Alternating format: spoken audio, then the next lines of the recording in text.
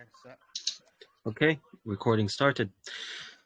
Hello, everybody, and welcome to another AMA over here at Shipwreck Cove. I'm your host today, Ganyo, and we are introducing the Genius Project, self-named because it is an incredibly interesting and very smart way at a very traditional use for DeFi. So, today speaking with us are Digital Diogenes as well as Robert Genito, and we are really looking forward to hearing from you guys. So, are you guys ready to jump right into it? Yeah, absolutely. Fantastic. Well, let's start off with the first most obvious question. Can you give us a short introduction as to what the Genius Project is all about? Sure. It was basically Robert's vision about 5 years ago. Can a token be designed that not just maintains its value, but increases in value over time? It's basically, as our white paper highlights, it's been sought after by governments, institutions, banking entities, financial entities, people for thousands of years. People have stored money in all kinds of ways, or stored value in all kinds of ways, money being one of them. And with blockchain and the revolution that's happened, with online finances and digital money, he felt it is a possibility, and essentially has worked for the last 5 years to design it. Okay, fantastic. So, why did you choose the name Genius, actually? We've got a lot of projects out there with the whole Inu theme. They work on hype, and some of them are successful. Most of them are definitely not. Why did you go with the name Genius, and why do you think this is your brand? Why does it represent your business? Robert, you So want to when take it that came one? to name wise, yes, thank you. When it came to name wise, and well, once again, hello everybody. My name is Robert Genito. I'll just give a quick intro on that. Um, so Genius, name wise, this is difficult. What do you call things like this? And of course, many other like failed projects tried taking up this name, Genius. And what it boiled down to is just from like, and Digital Diogenes can say a lot about this when it comes to the names, like it comes to the word genius and, the breakdown and where, that stuff comes from, like from Latin times and all that. But genius was really like a word that really fit it. Exceptional intellect and creative power really went into this project. Now, I'm not just speaking, I'm not speaking of myself. The four individuals were key to creating the tokenomics of this.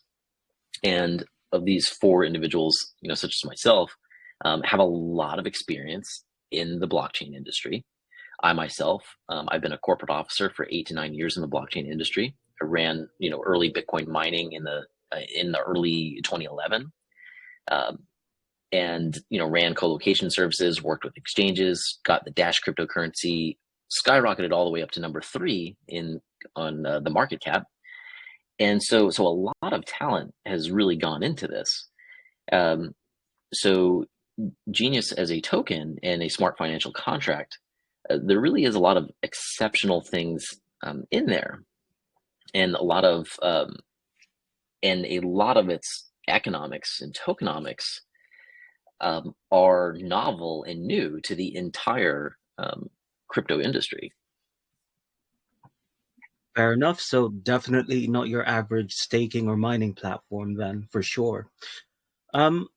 So I see that you've sort of had a basis in a prior project. For those of you who may not know, that project is Hex. You have a very similar concept to them, but it seems like you've improved on the idea and you've made it a lot more stable, especially during a market where projects tend to do quite a bit of a downturn. Can you explain a little bit more about these sort of changes that you've made to ensure that your protocol is sustainable?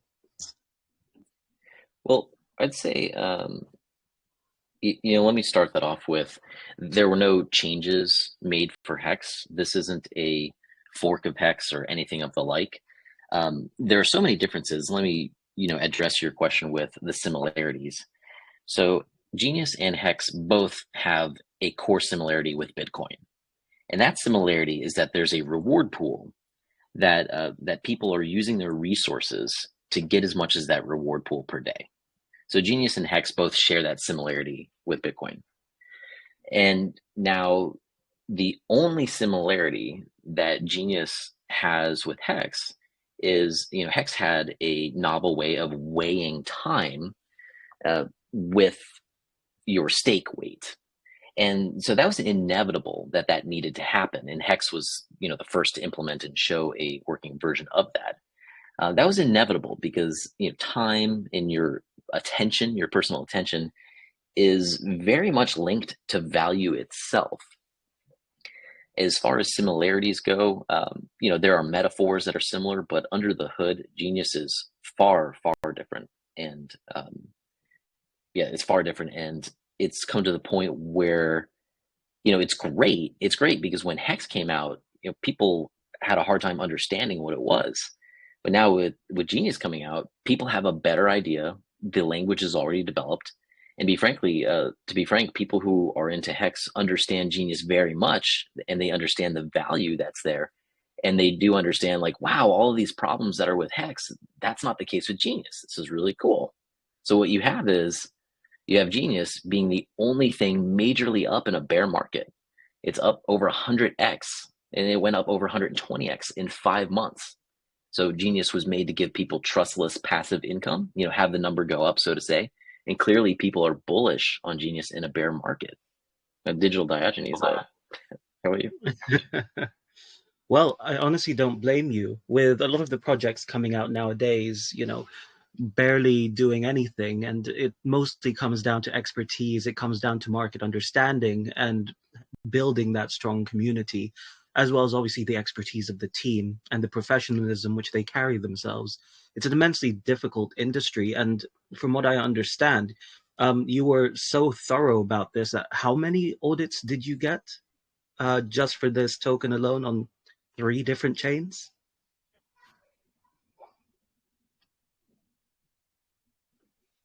Yeah, sorry about that. I was seeing if Digital was going to talk here. Well, in the beginning, we brought in an independent security auditor. So there's one. Recently we undergone auditing the accounting, and we have a very well-known security auditing firm called Certic, and they're conducting, and at the tail end of a very thorough investigation and look over everything security wise. So we've taken security serious, we've taken the accounting and financial side serious, and as well when it comes to the tokenomics, when it comes to the tokenomics, only the team and the people who make the tokenomics themselves can really vet for this. But we have, I say, like, just countless like internal simulations on our tokenomics with Python code, Sigma 4, and etc. I know you've mentioned some very important. I know you've mentioned, Robert, some of our kind of personal discussions back and forth, like the millions of simulations, or how you took old real transactional data, and applied it to that. Can you speak to that as well? Yeah, sure. I'd love to hear about it. Yeah, we had taken we did, maybe this was 4 months ago-ish. We had the community just set out a bunch of example miners that they would create. So the community as a whole gives a bunch of example information, which we applied our existing simulations to, just so instead of using random information or information that we influenced, we get information directly from the community to influence that. So yeah, simulating something like this is, one, it takes a lot of innovation, because this isn't like, Bitcoin. It already exists. People can fork and copy the code. People have existing test cases and test suites. It's difficult.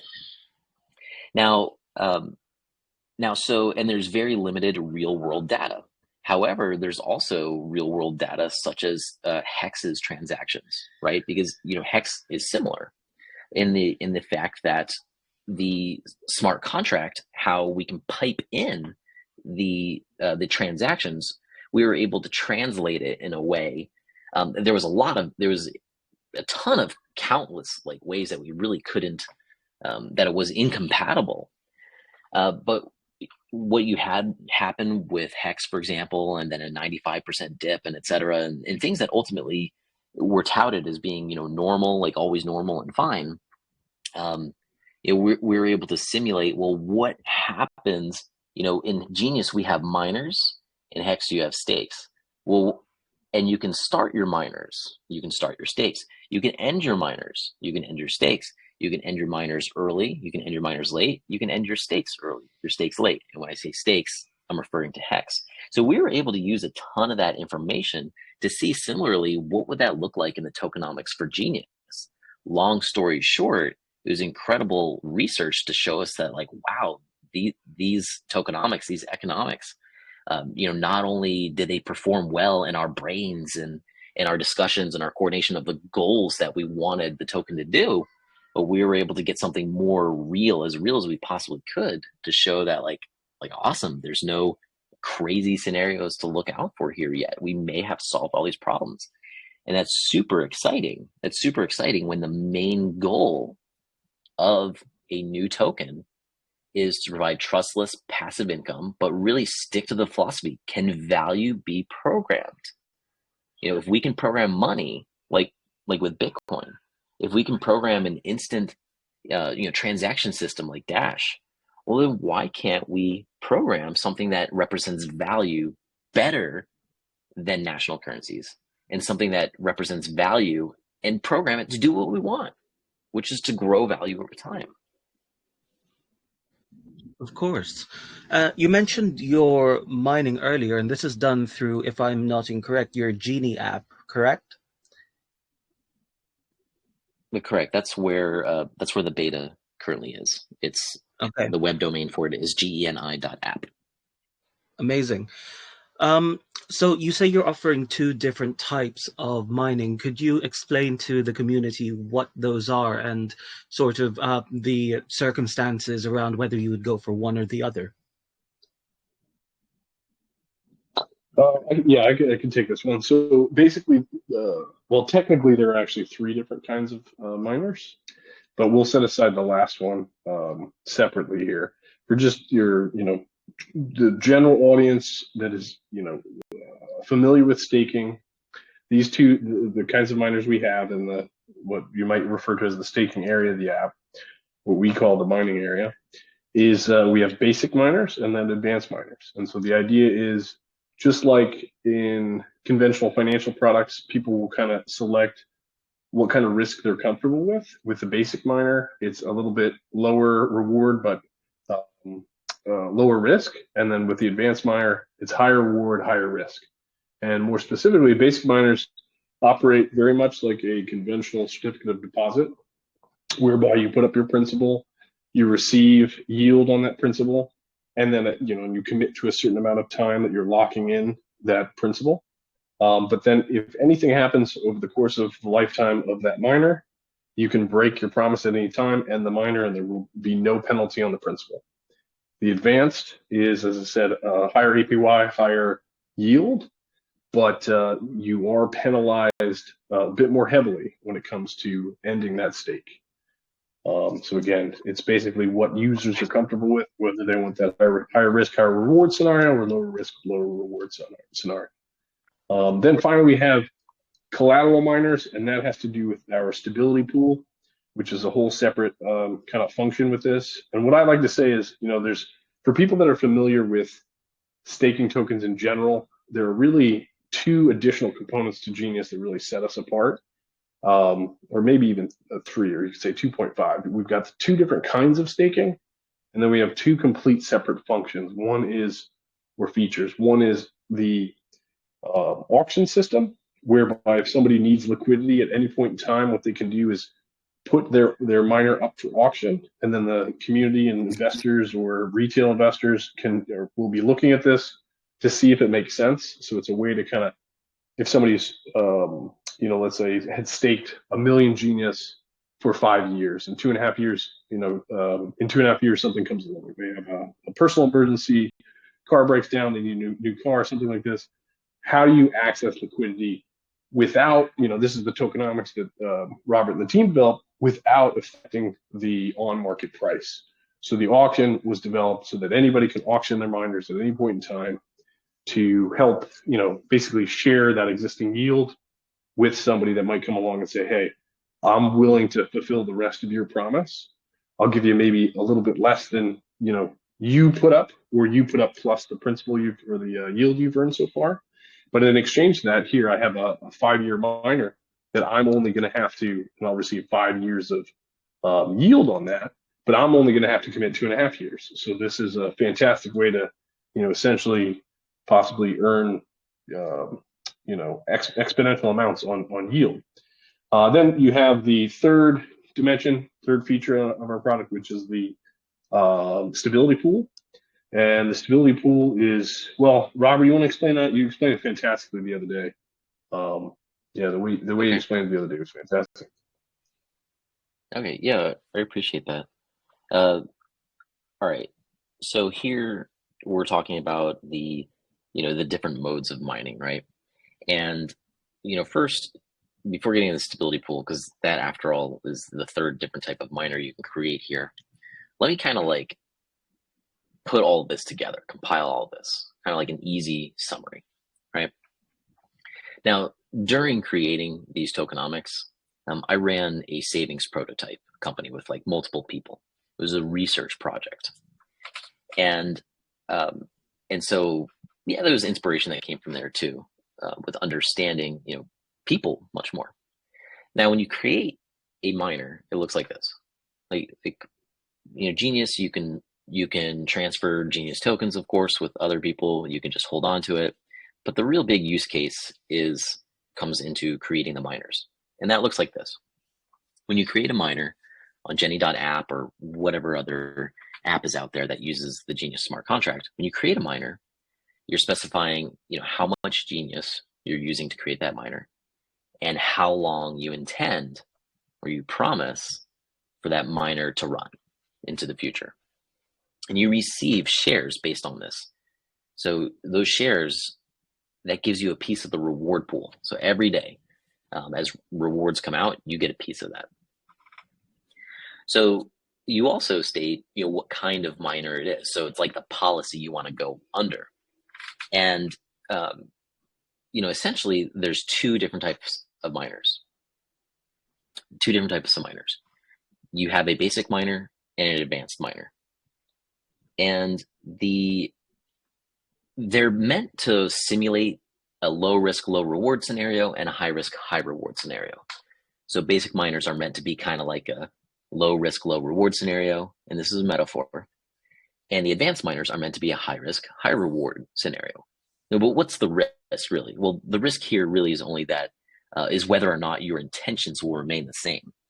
No matter who we are, what we do, we make promises, etc. One law of the universe that we have that we kind of forget about is that we always have the right to change our mind. Even if we're in a contract, and this is why many contracts say what happens if we change our mind. We always have the right to change our mind and to engage our free will. So that's just really the only risk here, quote, quote.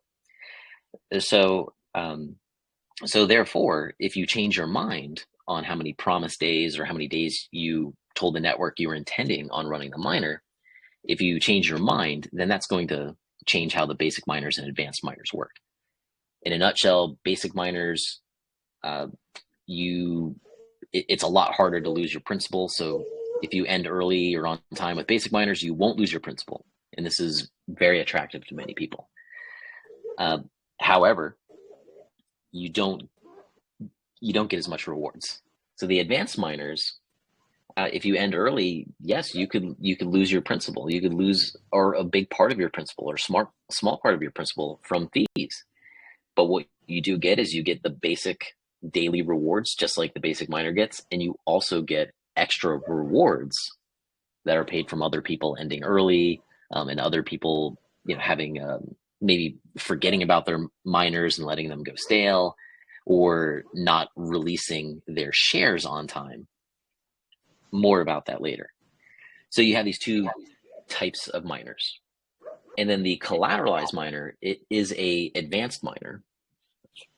And with a collateralized miner, what you do is you deposit like a stable coin or whichever into the collateral pool, and by doing that, you have Genius debt as the principal for your Genius miner. Now, what's cool about this stability pool or this collateral pool, because you're engaging with Genius's stability pool when you do this, is cool. So you had, let's say you had 10,000 US dollar, and you could have bought Genius on the open market, but instead you decided to put it into the stability pool. Now you have a miner that you're earning rewards on every day. And the principal of that miner needs to be paid back to the contract. And as it's paid back to the contract, you get your US dollar coin back or whatever collateral you put in there. What's kind of cool about this is the public is able to settle the debt on your behalf. So, this way you get as much collateral back as possible, and while at least receiving Genius rewards in return. Okay. See, now that's interesting. And this isn't really all there is to even the staking principles for the simple and advanced pools, because it also states in your project that you use an algorithm here for staking, which is constantly adjusted by an AI. So for those of you in the community who don't know what AI means, it means artificial intelligence, or rather an intelligence that is created by human hands. It's usually mechanical or computational, that functions based on whatever information is presented to it at times. So yeah, it sounds like a really interesting concept and not something that I see many people playing with. AI is obviously a very big developmental issue in the industry. How does your AI function exactly? When it comes to the exact specifics, ultimately people will have to read the smart contract source code, of course. And I joke Of around course, with that. yeah. But in layman's terms, or like a general overhead, is so today, yeah, AI has just gone crazy, right? Long Yeah, ago, artificial intelligence was like you're playing Pong and the computer's playing against you and trying not to make your your ball go across their side while the computer tries to win. And artificial precisely. intelligence. Yeah, please speak on it. I mean, if Yeah. we were talking artificial intelligence as a concept, there are really four types of artificial intelligence that people may be aware of. So Yes. you have the category one, you have reactive artificial intelligence, category two, which is a limited memory intelligence, theory of mind, and then self-aware. So going up in terms of examples, the reactive would be like Netflix recommendation engine. Limited memory would be something that can store a set amount of information and make a decision based on that.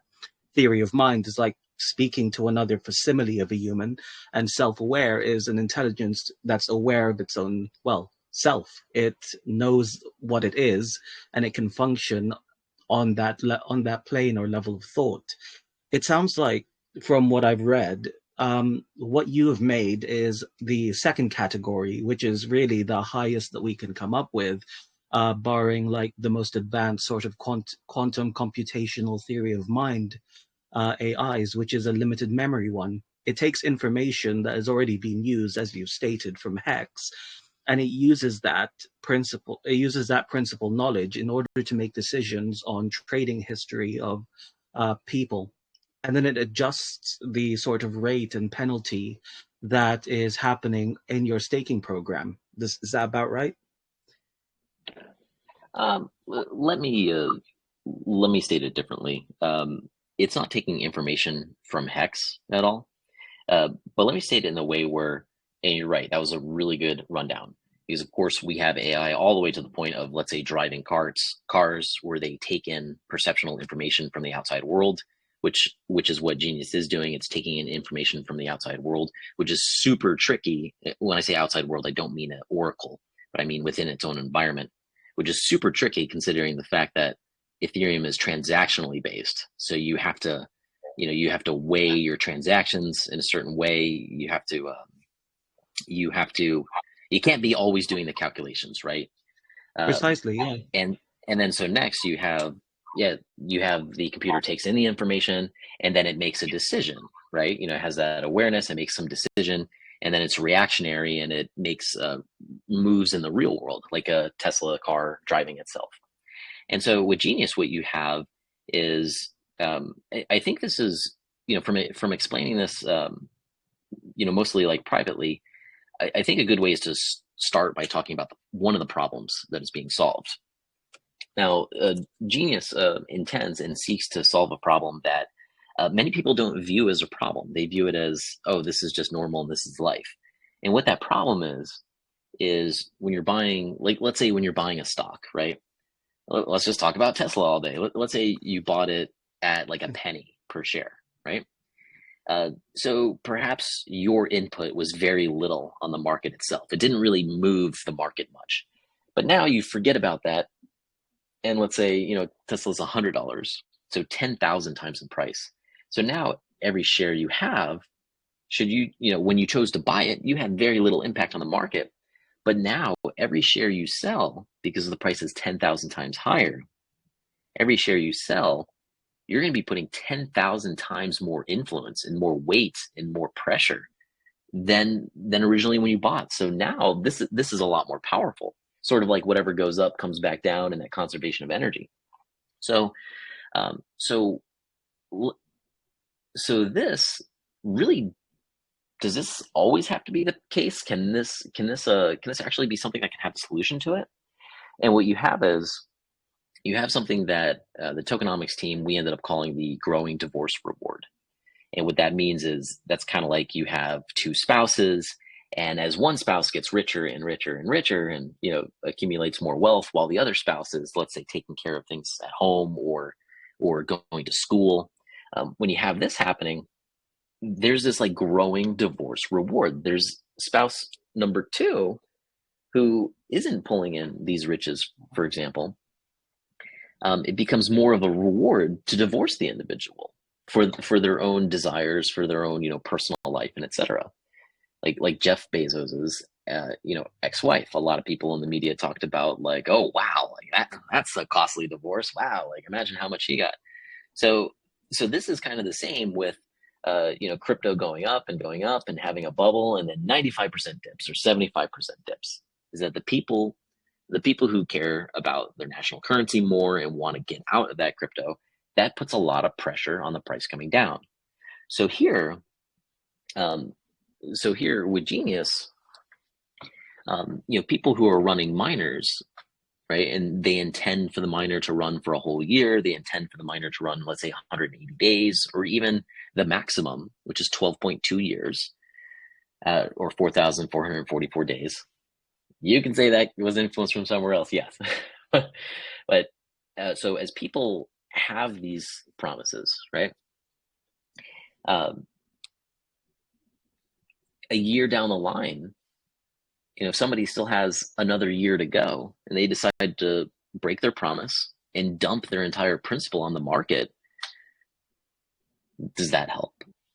Right? Well, of course, they're more than welcome to do that. But what Genius does, something like that happens. Yeah, and it's natural and it's fine. And so what Genius does is, it is people who have their promises, they can break their promises and, let's say, liquidate on the market because they 100x their funds.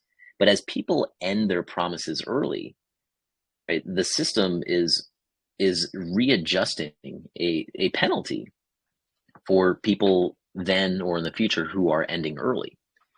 So to put this abstract thing into, like, more human words, what Genius does is Genius monitors how willing the population is to break their promise, how big their promise is, and can affect the whole ecosystem. And that being done by the weight of their principal relative to the whole Genius smart contract. So the Genius smart contract, it monitors how frequent people are breaking their promises and adjusts the adjust the rewards so that the people who are sticking to their intentions and their rewards, sticking to their intentions, that they're rewarded the most. And people who, people who then continue to break their promises, instead of them, the market price may stay the same, and they'd be like, hey, I'm 100x. Okay, if I end now, I'm 90x. Oh, wait, if I end now, it's only 50x. Oh, if I end now, it's like 1.5x. Oh, if I end now, it's okay, I may as well stick to my original intended promise. Any questions on that? Because I know that's a lot of information.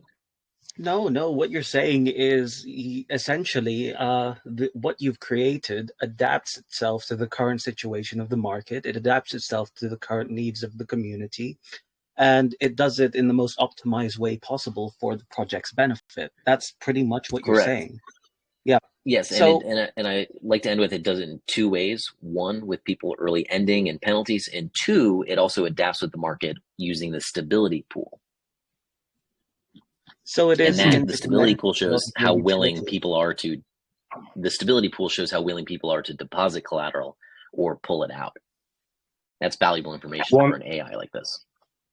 And I was going to add that an extra dimension is, I mean, it all harmonizes that you have in the case of where people want to pull out, they want capital, they want to liquidate. You do have the auction to help relieve the on market pressure as far as price goes, so that way people can get in and out when they need to, and that's totally at the discretion of the auction creator and the existing miner. So yeah, it all really works together to create this amazing system that solves all of these problems that Robert saw with a number of other staking tokens and platforms that are out there. That's fantastic. I mean, I'll say this now. I see a lot of projects out there. I see them all the time due to the nature of my work, not only speaking in these AMAs, but also going out, finding funding, doing VC rounds, all of that fun stuff. And a lot of the times, when someone comes up with this, revolutionary, quote unquote, new utility, the problem is that it's either one-sided or two-sided. There's no support structure for it. And I'm very glad to see that the utilities that you have here with your stability pools, even with the liquidity provision that you offer, as well as the staking platform, all work to support each other, but each of them work individually as well to bring some benefit to, well, your community and to the space at hand. It's something that you don't see very often, and I can see now why you call yourself genius, because it does make sense. Now, honestly, it's a compliment. It does make sense. Well, and I Thank have you. to say, I've mentioned this a number of times to a few other AMAs that we've done, but that the amazing thing here is, and I followed Robert's career for a long time. We've been friends for a long time, and he's done amazing things in the crypto space. He got me involved in Bitcoin back in 2012, which I'm eternally grateful for. At the time, I was studying geopolitics, economics, that kind of stuff, and I saw Bitcoin as this phenomenal tool to help save the world and change the world, and it ended up being a little bit different than I thought. So, and then Ethereum comes out and blows in many ways, well, in almost every way, Bitcoin out of the water. But one thing Robert is phenomenal at, and he's basically taken across the entire span of his career on all the projects he's ever worked on, but really combine them all into this project at every single level, from how he's worked with the development team that I've seen in the background to how the contract obviously is set up. He's a master of tokenomics and incentives. And so, when we say he's worked on this for 5 years, spending about 2 years on tokenomics alone, that's, a significant amount of time, but it absolutely is accurate. So it's a pleasure to be working alongside him. Honestly, I'm glad to hear that. Yeah, I'm glad to hear that the team gets along well. That's another big tick in my mind for a good project. Well, let's talk a little bit more about the team now, actually. So I've heard little snippets of where everyone is, but how many people do you have on the team currently, and how do they contribute to your project? Let me speak technologically. The tokenomics team was 4 people. Two of them were instrumental in Hex's tokenomics, and the other two, or two of them as well, have seen 12 years, a little give or take, a year, two less, more, of tokenomics implemented in many different protocols and what made it successful and what it failed by. So I had a lot of understanding on this. And then after the tokenomics team, as far as developers and security individuals, the team had over 12 people. Right now, the team is smaller. It's a core team of 5 people. But for the bulk of the project, the implementation team was more than 12 people. And these are people who are experts in writing smart contracts and even the blockchain implementation side itself. And that's the tech team itself. That's the implementation, research and development. The tokenomics developers. These are math people. These are also developers who are now developing on another project. But really enjoyed the tokenomics part here. Relatively small team. Honestly, I was actually expecting a much bigger team. Sorry for interrupting, Diogenes, but I was expecting a much bigger team for a project of this scale, especially since this is something that I find quite fascinating overall. It's a good step in the right direction of where we want Bitcoin to be, where we want store of value tokens to be. So I'm honestly just sitting here quite impressed. Oh, well, thank you. Well, you couldn't have hundreds of people on something like this anyways. Because after all, smart contract development, right? The development of the contract itself is the easy part. The difficult part are the economics, is designing the economics, designing the tokenomics. That's an incredibly difficult part. It takes a lot of research, lots of spreadsheet, lots of code as examples, lots of math. It's incredibly difficult and takes a lot of communication together. There aren't tools that exist today that, there are tools, the internet and, private forums and such, Telegram, but Excel, Python, but in general, for 4 people to communicate together on the economics, the tokenomics, the problems that needed to be solved, there are 4 core people. Now that doesn't mean that there wasn't someone that said like, hey, read your white paper, like when the white paper was first introduced, can't an outside competitor attack the smart contract this way? It's like, yeah, they can. What are your thoughts? So, wisdom from the crowd is important too. But when it comes to the development side, blockchains have a lot more code to them, have a lot more code, a lot more attack surface, a lot more stuff, and do require much more developers, much more experts, people who have even been onboarded and trained.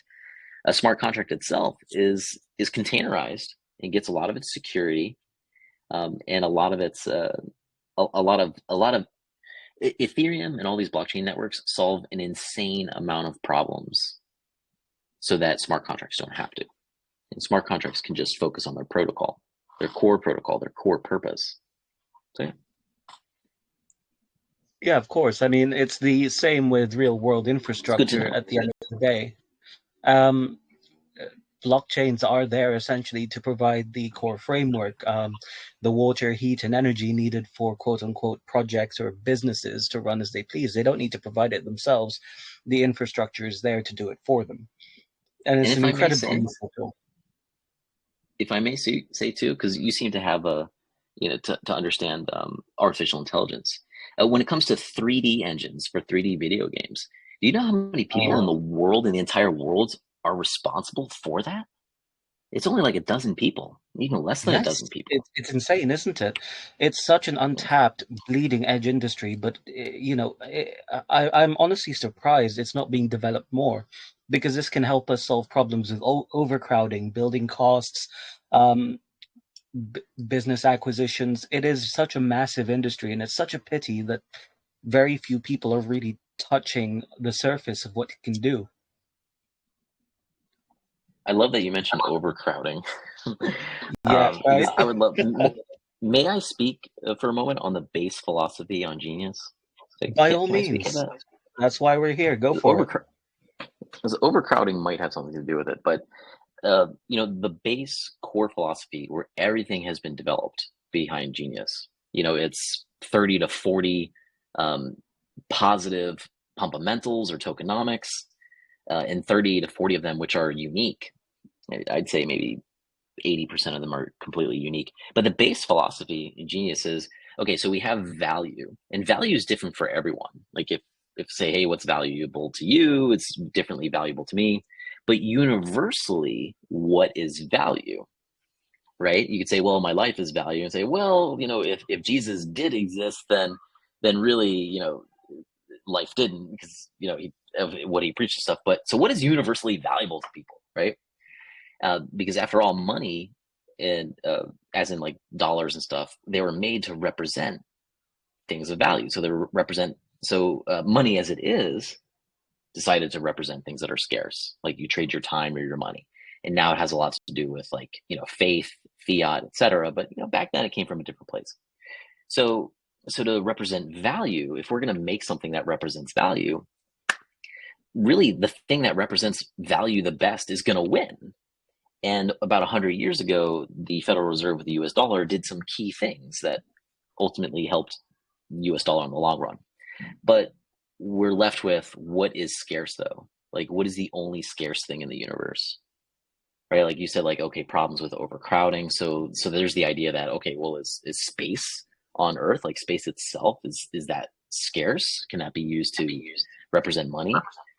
Is time scarce, like time, life? Like a lot of people will tell me, I've talked with crowds and have asked many times, well, what are the only scarce things in the universe? And people say time, mostly. Well, it turns out, besides a lot of philosophy, a lot of research, a lot of like digging, the only thing I've been able to find, and the tokenomics developers all completely 100% agree with this, the only things we've been able to find that are scarce in the universe that Genius can develop math from is attention and intention. So attention, human attention,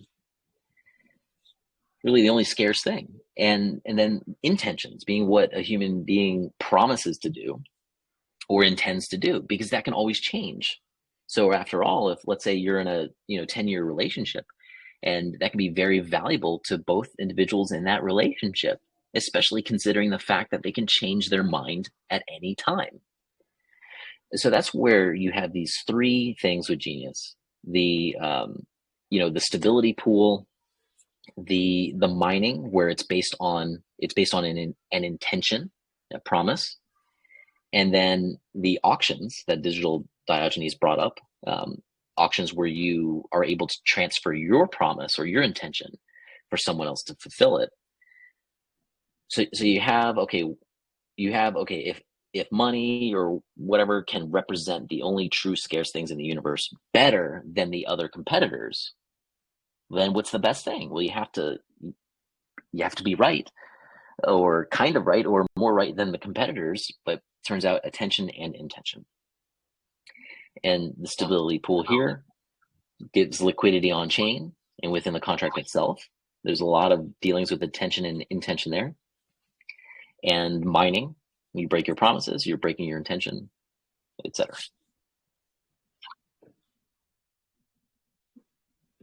Yeah, Give you a of lot course. to think about. Well, no, it's actually a really interesting concept. I love a bit of philosophy myself. Love hearing the classics speak, and it's frankly such an honor to have the digital Diogenes in this chat because, well, there you go. Yes. At the end of the day, when it comes You down know to the he, core, you when know it this comes down, story of him though, right? I don't mean to cut you off there, oh yeah, by all means, but if you could explain it to our community as well. I don't want it to be an inside joke or anything. well, yeah. So I get you have a community member named Alexander the Great, and so Diogenes was a philosopher who advised Alexander the Great, and he was the only one supposedly that could see the world accurately. But it's kind of a tongue-in-cheek thing because he also was an outcast. He did some extreme things in order to, let's say, play with his human character and mess with societal and cultural norms. So he lived with dogs inside like a giant pottery vase, for example, and covered himself in all kinds of dirty stuff. So that's just why I left. I just thank you for the call out. Didn't mean to interrupt. No, but by all means, right. With an eye on the time, and obviously because I want our community to answer, I will ask one last question, and it comes down to the well, let's face it. Let me make a comment before that. When it comes to philosophy, there is absolutely no wrong answer because everything is simultaneously right and wrong at the same time. Uh, when it comes to people's concepts, when it comes to all of that, and what I find fascinating is your team is absolutely correct when they say that the only truly scarce things in this world, and if I may summarize, is loyalty and incentive. That is it at the end of the day. If we can summarize those and objectively codify them, then you have the recipe to do practically anything, especially when it concerns a large populace of humans, if I may say so, in a very, very That was well utilitarian said. fashion. Yeah.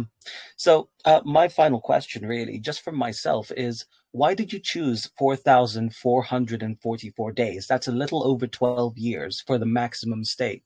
Is there any significance behind that number? Yeah, there are two things for that. Digital, would you like to start with anything that you have for that? For the 444, well, I know actually I'm curious. I know we've seen it many times on the project rear its head over and over again, and I know it's kind of a tongue-in-cheek reference to hex, is my understanding. But technically, I do not. I would love to know that as well. All right, cool. All right, so this has me laughing too. So, have you heard like that it takes at least 10 years for any technology to really mature? Yes, I Well, have. what you have is that comes from the idea that actually, I'm thinking, of course, you have just from hearing things that I hear that you're familiar with, it sounds like you would be right on the same line. But so you have, before email was really, popular, or let's say before the internet, before CERN even made the internet, you had a little more than 10 years. I mean, you could say more, of course, with where it like really started, even with computing and computers being the size of a room. But generally, a lot of these things take more than 10 years to develop and hit mainstream. You have um, you have blogging. Blogging on the internet. It was a thing for about 10 years before it became really popular with things like Vampire Freaks and MySpace. And you had even with Facebook, coming out, right? And all the college kids being interested in Facebook, and then later MySpace people coming to Facebook. But it really took a good solid more than 10 years for that to happen. Even with email, even with chat, where you started with the internet relay chat protocol, even chat itself took more than 10 years to become something more mainstream.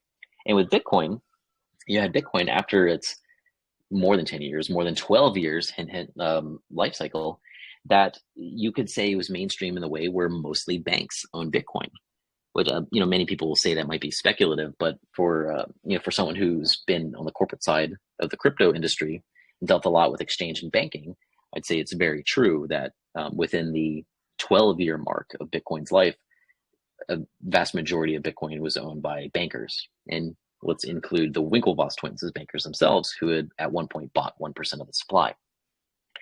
So, so really, the 4444 days, it happens to be exactly 12.2 years when you include leap years and all that leap stuff. Yes, it can be taken as a joke on hex, but not so much, really. I know that seems like very obvious, but instead of it being, let's say, 4,443 days or 42 days or 46 days, like, okay, a bunch of fours. There's number bias. People like that to happen. But so for things, hitting mainstream, a lot of times it takes like 12 years, 12.2 years. It's a better number to go off of. Now, for people, there's people who are interested in like angel numbers, numerology, astrology, etc. These things are very, apparently these things are super, super interesting. Those people too. And I would agree, super interesting. But that's the core of it, is 12.2 years, greater than 12 years really being a time frame for something to hit mainstream.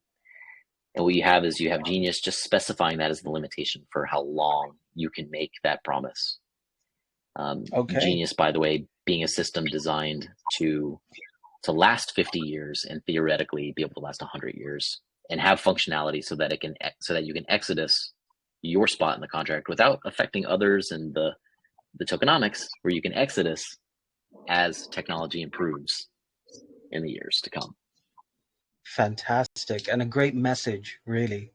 I will add one more thing that I thought of when I saw 4,444. Are you familiar with the concept of angel numbers?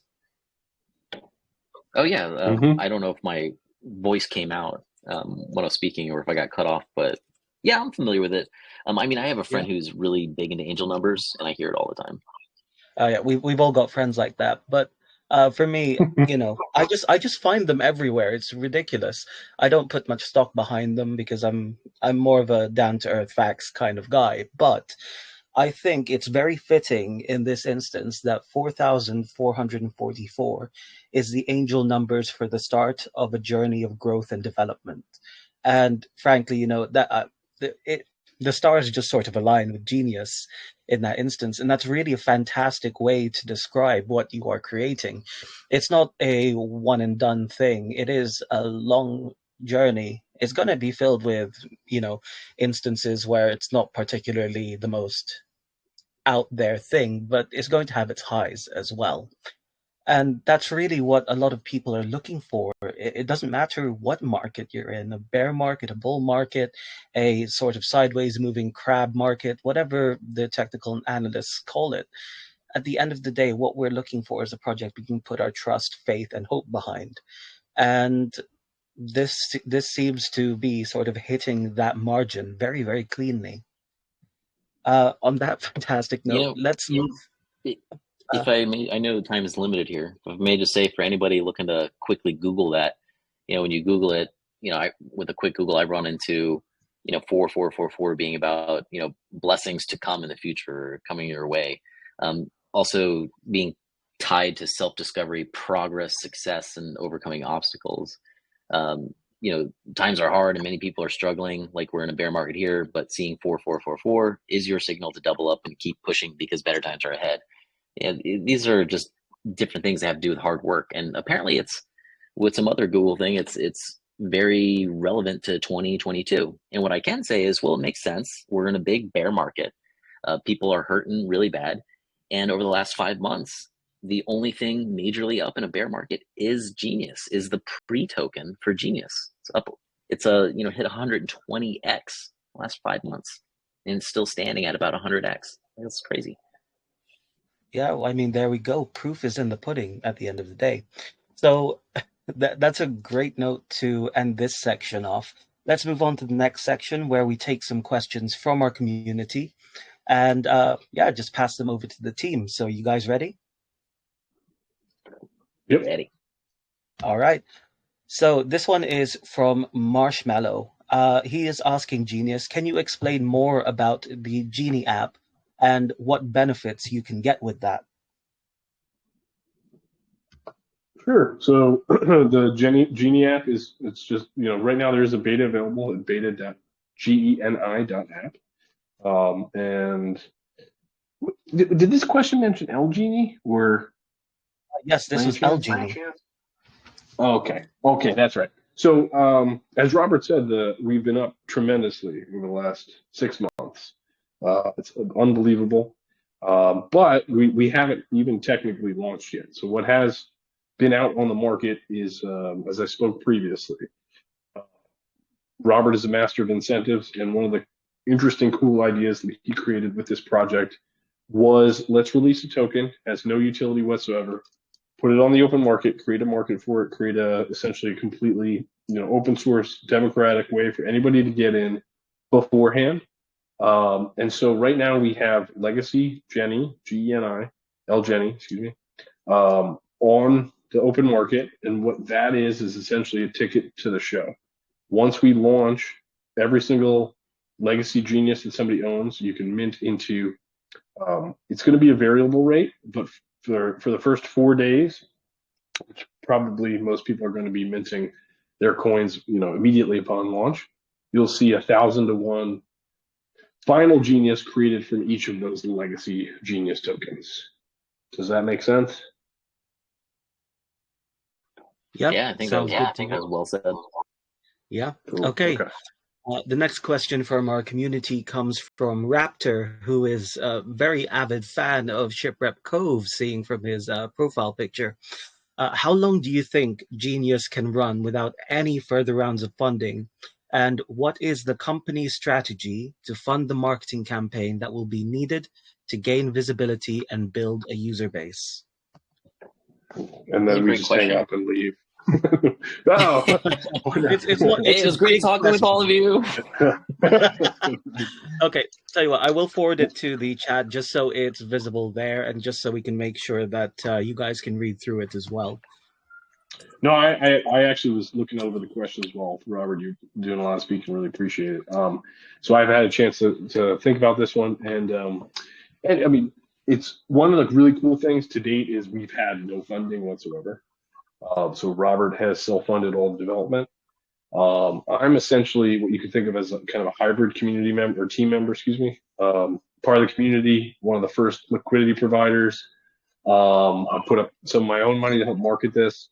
And I think it'll be, how I've explained this previously. We have a plan in place clearly to, that we are executing on immediately to get in front of the crypto audience. But that I think is very short-sighted, although that certainly I think will take some time. So that could take us through, let's say 2 years worth of marketing. But we're thinking, both Robert and I beyond that in terms of how do we get this in front of everyone? This is a product that, like we said, everybody's been seeking since the dawn of time, some sort of tool or asset that increases over time. This is one reason, for example, while like crazy, ugly pieces of art are worth hundreds of millions of dollars for no discernible reason. So people park their money in assets that increase over time. So we see a future where we're onboarding people externally, and I know Robert has some strategies with some, fiat on-ramps and all of his experience in that space. I think that is going to be an interesting key in that's a couple of years down the road. I'd say for now to be, successful on an international and global scale, though, just tapping into the crypto market will get us there, but we are truly thinking beyond that. And as far as getting in front of the crypto market, no doubt that we'll be able to really do amazing stuff. And a big part of that has been, and will, I hope, continues to be our community. So getting everybody involved, if you like it, if you're using it, if it's something that you've received value from, talk about it. A lot of these things we talk about in spaces like this are really esoteric. Nobody, very few people understand them. And I know at one point in time, I was literally that annoying guy that talks about Bitcoin all the time. So, for a lot of us, Uniswap and Web3 and, converting ETH to something else on the fly and send somebody, it's really easy and simple. But I'd say 95 or more percent of the population is still not in crypto. So getting people more comfortable with that. I think a lot of things that are happening in terms of the direction of the world geopolitically are also going to increase this space. That's been a really encouraging thing. Despite this bear market, I've been paying attention to VCs, hedge funds, money managers, and the amount of funds that are being created to just invest in crypto, the space as a whole, various tokens, getting the talent on board is literally, in the approaching the trillions of dollars. So, and that's all in the background, and that's in a bear market. So I've seen these in the last 10 years, these tides go out and tides come in, and they always grow exponentially. Like something Robert and I were on a call a couple months ago talking about Uniswap. Look at where Uniswap is going, from virtually nothing to now billions of dollars in transactions, and one of the amazing success stories despite this kind of bear and hack token market. Software is dominating, and I think that spells success for the space as a whole.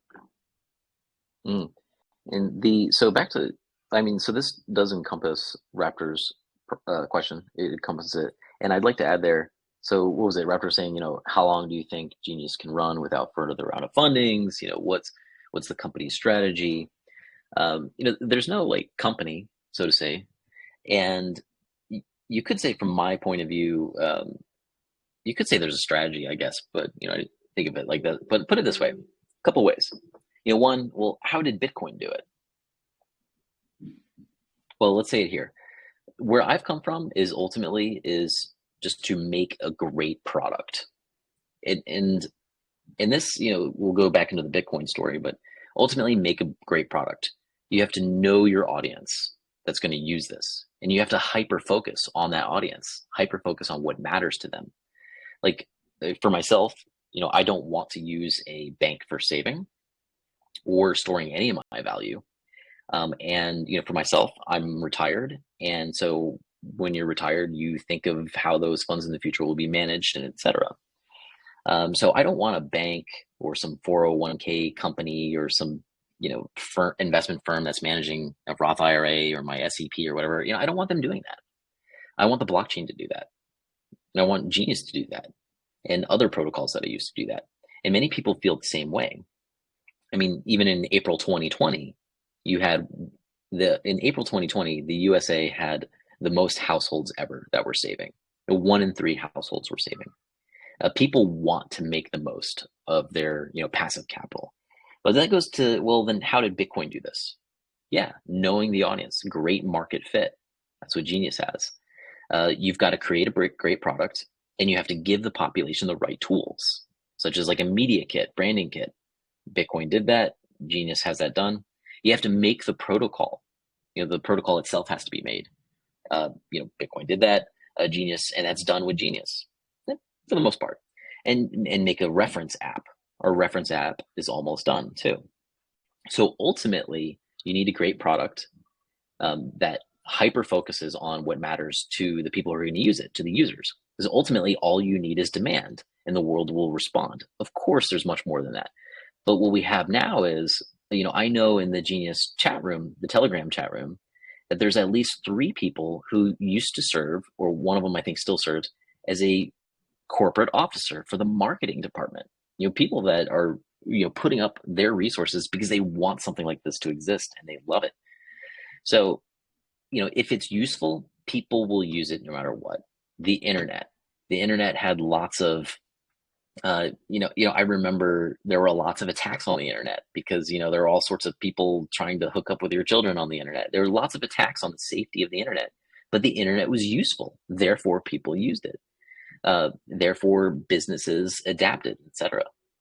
And Amazon and Facebook, even Amazon had gone so long without, quote, making money. But if it's useful, people will use it. And that's what happened with Bitcoin, with everybody saying, oh, Bitcoin's just a fad. Bitcoin's going away. Here's more bad news about Bitcoin, blah, blah, blah. It didn't matter because it was useful. And if it's useful and it serves society, it doesn't matter what any government thinks, because the government is ultimately made up of people and something that is useful and useful for them. So if it's useful, people will use it. And Raptor, I hope that helps give an answer to your question on that and strategy and, what's going on here. My personal strategy is to give people the tools they need to exercise their desire and the fact that they want to use Genius and spread the word. I'll be honest, I think you've answered his question perfectly, simply because all he's been able to say for the past half an hour or so is the word bullish, followed by lots of emojis. So Cool. I honestly think you've hit the nail on the head there. We'll take a couple more written questions, and then we'll get into an open discussion where the people on chat can ask their questions. So these two are actually connected, which is why I chose them. One from Paula and another one from George Freckert. Now, what is asking here is, did you ever why did you decide to launch across 3 different blockchains? And what do you see as the positives and potential negatives of doing that? And the second one Okay. is, why didn't you build your own blockchain instead? Well, especially the first part, I can answer, I think, from the most non-technical standpoint here. Ethereum makes the most sense technically. Um, it's also the most used blockchain in the space. And then, so that was a complete fit, unless Robert has anything to say about building his own blockchain or our own blockchain on this. And then the BSC came about more recently, which we saw that in interacting with anybody in the space, like AMAs, for example, most wanted to be paid in BNB, and we're using BSC all the time. And so we looked at the space and saw interesting projects that were launching, lots of meme related stuff, and figured, maybe we could be a serious platform on this space that seems to be doing extremely well, despite having a dearth of quality tokens, quality, applications. And then finally, on the Pulse side of things, that has to do with, if I'm not mistaken, Robert, kind of many of our participation in Hex, many of us in the community, especially like the OG Genius community or Hexkins ourselves, and are very excited about Pulse and think Pulse is going to do phenomenally. And one of the big problems that it solves that Ethereum is going to continue to have, we saw this in the last bull market with Ethereum, especially with all the crazy NFT activity. Ethereum has tremendous transaction fees, and this is basically why BSC is so popular as well. Ethereum has tremendous transaction fees, sometimes hundreds of dollars. I've seen $1,000 that's unbelievable. That's not useful at all. It doesn't make any sense. So we needed places where we could get back to basics as far as, the original version of Bitcoin. The idea was, for less than a penny, you could do a transaction. Same thing for Ethereum. So BSC and Pulse are hopefully, obviously with BSC, it's happening now. With Pulse, the main idea is that, it's basically an Ethereum clone with some changes as far as token counts to reduce transaction fees. And so we think the three of those are really the best for those various reasons. And then Robert, I don't know if I covered that properly, if you'd like to add more. No, that's cool. That's really good. Heck, the only thing I could add from that is, I'm thinking, I'm trying to keep it in my head, why 3 different blockchains and why not build your own, right? Why not build your own? Because that's the manly thing to do. Just kidding. But why did you build across 3 different blockchains? Well, what you see is, and there could be more even with that, but what you see is that people who use Ethereum, they rarely use others. I mean, they do, but rarely use others. People who are using, people who use Ethereum, they'll use, L2s, right? But people who are using Binance Smart Chain, rarely do they use Ethereum, because with a lot of Ethereum things, they've been priced out of Ethereum, priced out to even use Ethereum in the first place, right? And when it comes to Pulse Chain, that's kind of interesting, because it's going to happen whether we like it or not, because of demand, and because of what Pulse Chain is doing, copying the whole state of Ethereum, which technically has never been done before. I mean, if you consider the forks, then yeah, but Pulse Chain is different.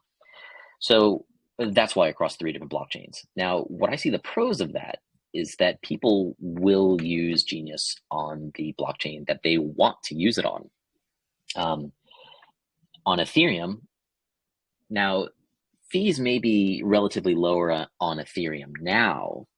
However, myself, I'll continue using Ethereum, and others will also continue using Ethereum along with the others, because they know what to expect. They know, like, these high fees can come at any time, and so they have their strategies for that.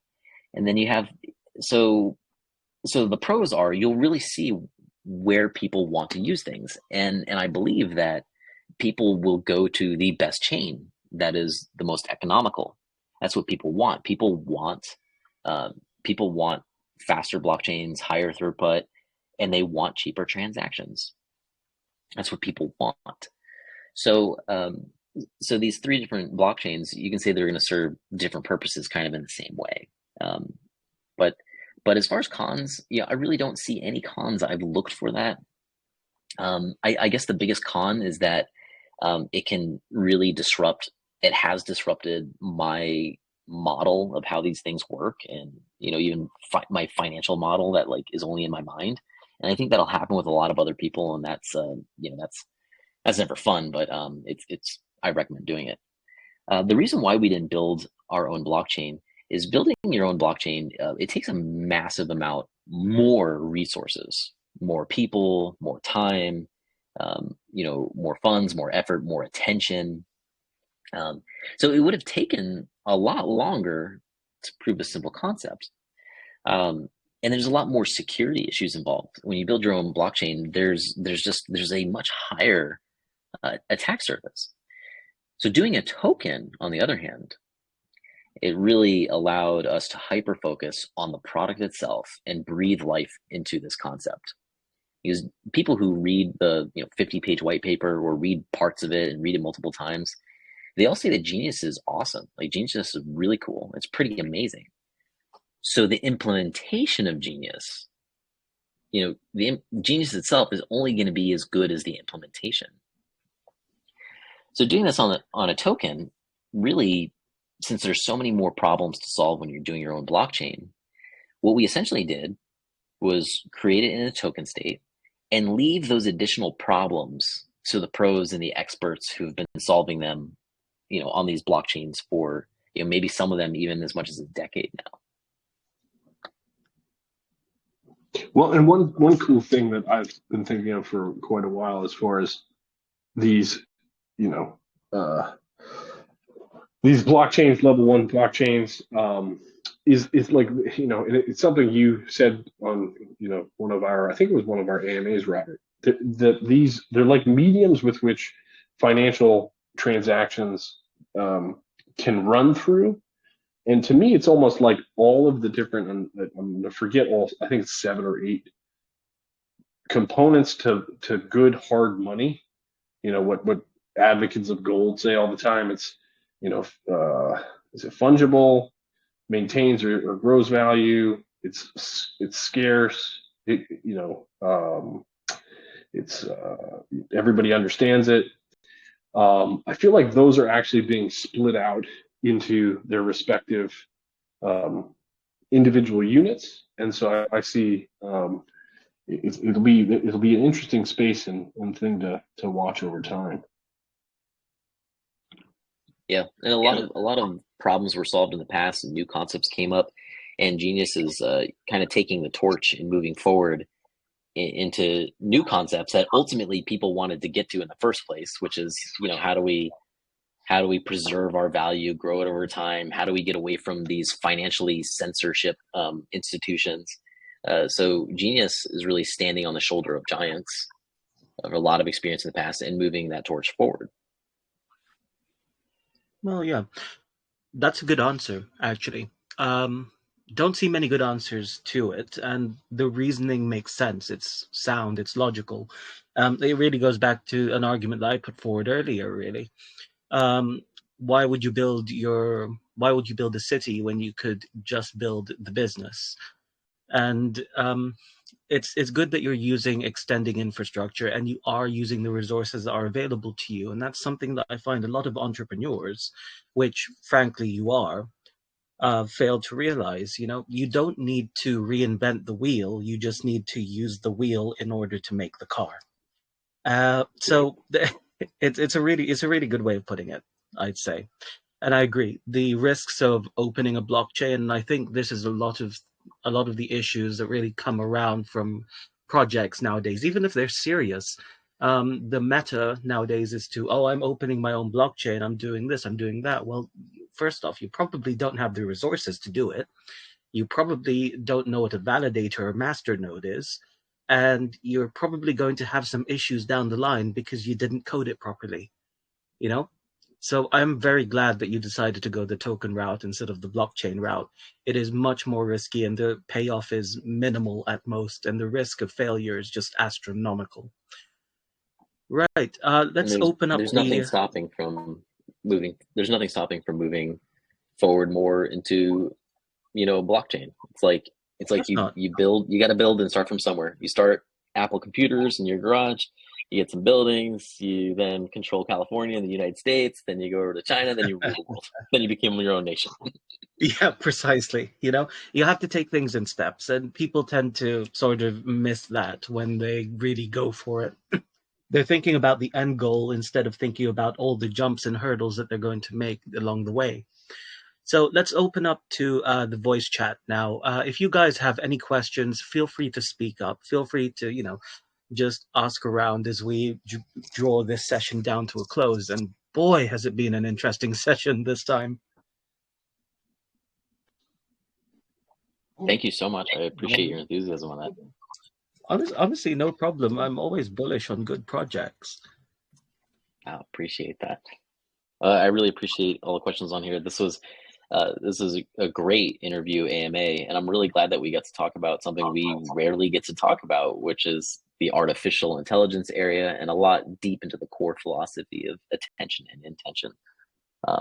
Yeah, very intelligent questions. I really appreciate them. Thank you so much. Thank you for having us. No worries, and I'm sure the people who will be listening to this afterwards are going to have exactly the same thoughts about you. All right. Doesn't seem like anybody has any more questions from the VC. I think we're all pooted out in terms of the chat questions. So let's end off with a bang then. Is there any final words from the team? Hello. Nope. Oh, I don't have Kimbo any. has a question. Yeah, go for it. Hello. Can you hear me? We can hear you, Yep. boss. Go ahead. All right. Can I ask why the MC is 30 mil, but there is only 11K in liquidity? Absolutely. So I love your name, first of all. Really good. Yeah, really cool name. Thanks, bro. The reason is we have, like I said, currently we have a legacy token that is allows you to get into the final contract. It allows you to convert the legacy genius, the actual DApp allows you to convert it into the final contract once we launch and the final genius. And so what a lot of people have done is they pulled out their liquidity in order to secure their genius. So there is less liquidity than we might want to see generally. Also, we did a sacrifice phase a number of months ago. So that was a period of time where people could essentially sacrifice, burn effectively a certain set of tokens in order to get those same amount or get an approximation of those amount eventually on the final contract. So since then, a lot of the liquidity has gone down. I believe there's only one or two people left that still has liquidity in the space or in the Uniswap right now. So that's the only reason. Is basically people are holding on to their genius, waiting for us to launch so that they can mint them. It's pretty cool. It means it's scarce and very, very hard to get right now. Yeah. Right. The Thanks. only thing I can add to that is yeah, people at one point there was like, and this is unheard of, like for a pre-token, and really especially pretty unheard of for something that has been on Uniswap for a relatively short time.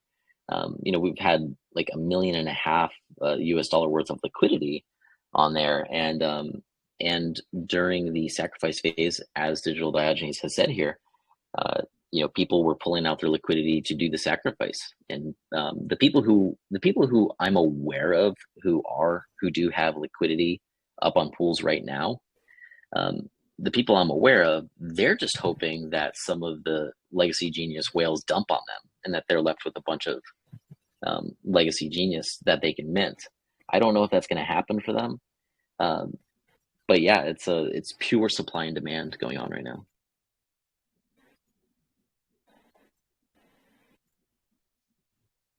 Okay, that seems to have answered it. Does anybody else have any more questions before I get ahead of myself again? Yeah, hello. Hi there. Hi, Alex or Alx. Yeah, I have no idea how to pronounce that. Go ahead. Alexander. It's Alex. Yeah, my friend. So I saw you guys talking on your community that you had some technical problem in your website because of the Binance hack a couple of day ago. Uh, is this problem solved right now? Is there any problem in the website? There was no problem with the website, but I'll speak to what I'm sure you're speaking of. Um, our launch was planned for October 9th, right? And during Yeah. typical things we look at before launch, during typical things we look at and before launch, uh, very much similar to being on an airplane. You're about to take off on the airplane, and then suddenly you hear from the captain that the airplane's got to hang out for a while because an engineer found something with the engine. Mm. So what we did was we delayed the launch because, of course, safety for everyone's super important here, and we only want to have one launch, instead of multiple. Um, and so yeah, so one of our engineers saw something, and other engineers looked at it, and we agreed that we have to make sure that what's happening is expected under this condition. We have to look into it more. So that's what happened. Yeah, Is that fixed? good That's being example. worked on. Yeah, thank you. It's being worked on and such. Nothing serious. It has been safety precautions of ours, and it had nothing to do with what happened with finance. It had nothing to do with any others. Okay, that's Thank you for good. asking. Thank you.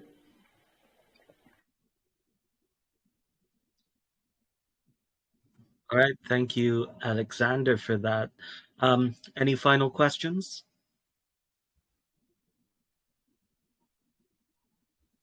Nope, doesn't seem like it.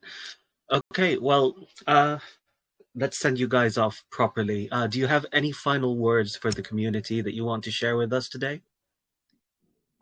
I did want to say one thing that, again, going back to Robert and incentives, one of the coolest parts of this project, to me, as you know, I've been a speculator on a number of projects in the past, investor in Bitcoin, Ethereum, Dash, Darkcoin, all kinds of stuff, right? That a cool thing that Robert did and set up since the beginning, he doesn't have any tokens. He didn't, have any developer tokens. None of the developers on the project have any tokens. If they want tokens, they have to buy them on the open market once we launch. So I think that really sets this apart. I know a lot of us, as we look at projects, evaluate them, we want to know, is the developer going to rug pull, or is there the possibility for things happening in the background from a code perspective that destroy the project. Obviously, the code here is immutable.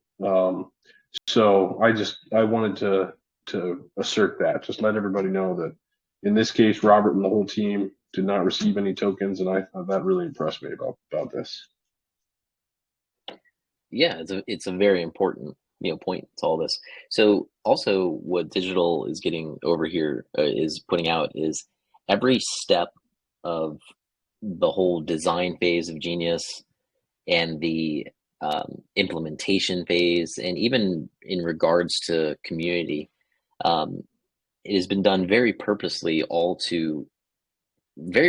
so that there's more value itself in Genius itself. It's valuable, not something that people suck value from.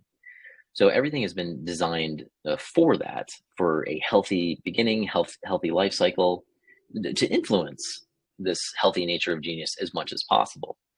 And so this is why a lot of these intentions had happened. And as well, people would say, "Oh, it's just going to be a rug pull." It's like, well, I did get coins, but I had burned all of them, and you can see that on the blockchain. And it's like, no, we want this to be done right. We want it to be, we want it not to be a worry for people, because there are things that are legitimate to be worried about. So we solve all these problems. They can't all be solved in code. They have to also be solved in how, the ones who are deploying the contract deal with things.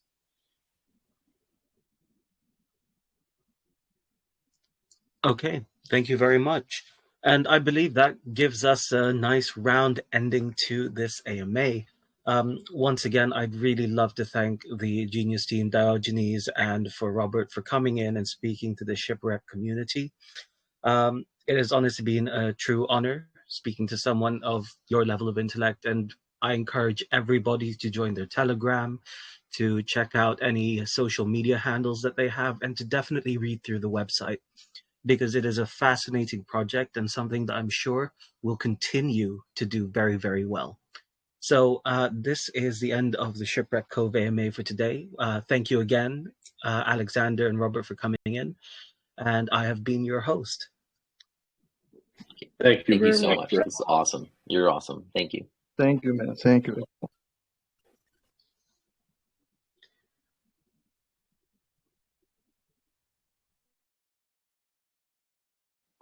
Would love to get a recording of that, by the way. That was great. Thank you.